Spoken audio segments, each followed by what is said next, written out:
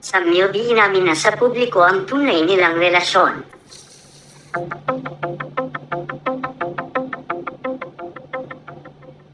Hindi pa din nga makapaniwala ang fans ng actress host na si Ann Curtis sa nangyari sa relasyon nila ng kanyang asawang si Erwan Heussaff. Matatanda ang napabalita ang hiwalay ang Ann at Erwan matapos na mag-trending ng isang blind item patungkol sa mga ito. Sa paghihiwalay ng mag-asawang showbiz couple na ang naging dahilan na daw ay isa ding aktor na dati na nitong nakarelasyon. Mabilis na pinangalanan ng mga netizens ang nasabing blind item at agad na nag-trending ang pangalan ng mag-asawang Erwan Heussaff at Ann Curtis.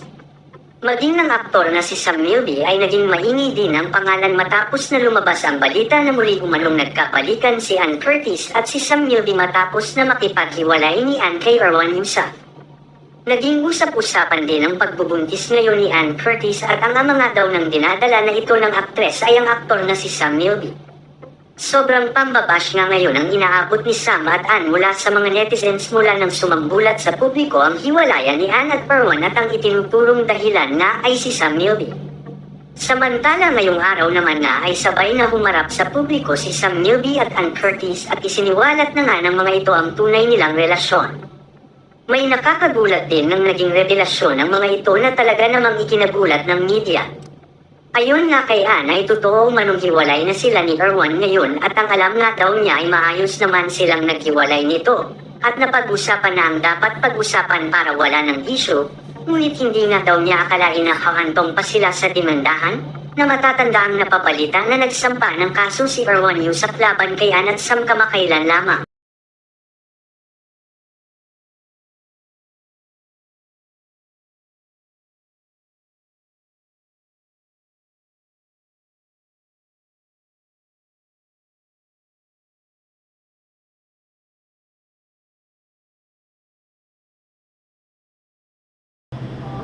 Samantala si Sam Milby na nga ang sumagot ng lahat ng tungkol sa lumalabas na balita ngayon online. Ayon dito ay totoong nagkabalikan na silang dalawa ni Ann, ngunit wala umano siyang sinirang pamilya at relasyon sa pagpasok niya sa buhay ni Ann. Hindi na umano niya hahabaan pa ang kanyang paliwanag ukol sa bagay na ito dahil alam naman daw niya na kahit anong paliwanag niya kung ayaw silang paniwalaan ay wala na umano siyang magagawa pa. Mahal umano nila ni Ann ang isa't isa, lalo na nga daw ngayon na magkakababy na silang dalawa, ay mas lalo umano niyang mamahalin ng aktres lalo na ang magiging anak nila at maging ang panganay nga daw na anak ni Ann kay Erwan na si Dahlia ay mamahalin din niya ng buong buo at ituturing na parang tunay na anak niya. Hindi nga daw akalain ni Sam na mangyayari ito sa buhay niya, na sa tinag-tagal nilang nagkahiwalay ni Ann ay magkakabalikan pa sila. Siguro nga daw ay tadhana na ang sadyang gumawa ng paraan ayon sa mga ito.